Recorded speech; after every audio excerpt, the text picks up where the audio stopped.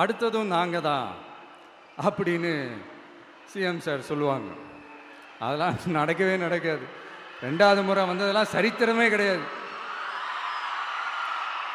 இந்த சைனாவில் great wall of China கேள்விப்பட்டிருப்பீங்க. அதோடைய நீளத்தை விட பெரிய டாஸ்க் இது. ஆனானப்பட்ட அவங்க அப்பாவாலே முடியல.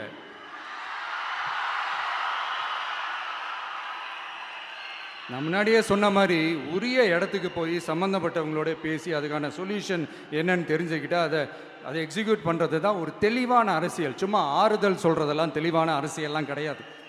அதெல்லாம் ஒரு ஹம்பக் அரசியல். அரசியலுக்கு வந்துட்டா கலெக்ஷன் பார்க்கலாம் அப்படின்றதெல்லாம் அரசியல் கிடையாது. உண்மையிலே மக்களுக்கான அந்த உழைப்பு இருக்கணும். அதனால தான் நாம் அரசியலுக்கு வந்திருக்கிறோம். இது எதிரிங்களுக்கு நல்லாவே தெரியும். அதனால தான் நம்மளை சுற்றி அத்தனை சதிகள். அதில் முக்கியமான சதி என்ன தெரியுமா? இதை பாரு, ஒன்று நீ இல்லைனா நான் இல்லைனா நீ இல்லைனா நான். நமக்குள்ள வேற எவனும் நடுவில் வந்துடக்கூடாது. நாம 2 பேரால மட்டும்தான் மக்களை ஈஸியா ஏமாற்ற முடியும். இந்த விஜய் வந்ததுனால நமக்கு பொழப்பே போச்சு. மக்கள் வேற அவனை தான் நம்புறாங்க.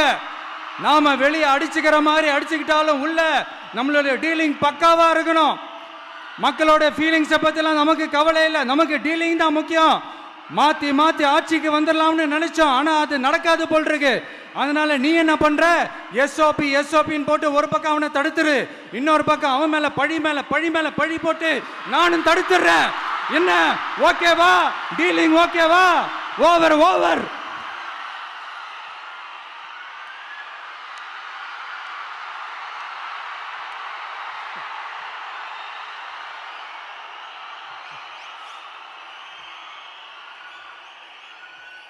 இல்லைங்க, உண்மையிலேயே சிரிக்கிறதா என்ன பண்ணுறதுன்னு எனக்கு தெரியல.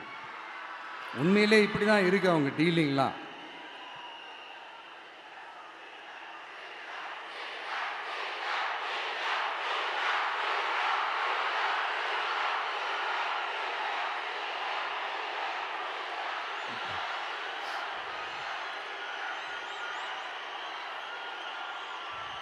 இப்படி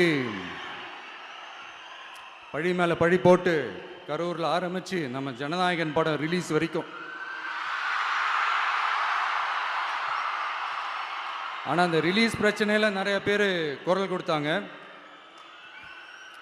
முக்கியமாக நம்மளுடைய முதல்வர் அவர்கள் கூட பூசி மொழிகி பட்டும் படாமல் குரல் கொடுத்தாங்க. But what ever it is, குரல் கொடுத்த அவங்களுக்கும் மற்றவங்க எல்லாருக்கும் இந்த நேரத்தில் என்னுடைய நன்றியை தெரிவிச்சுக்கிறேன்.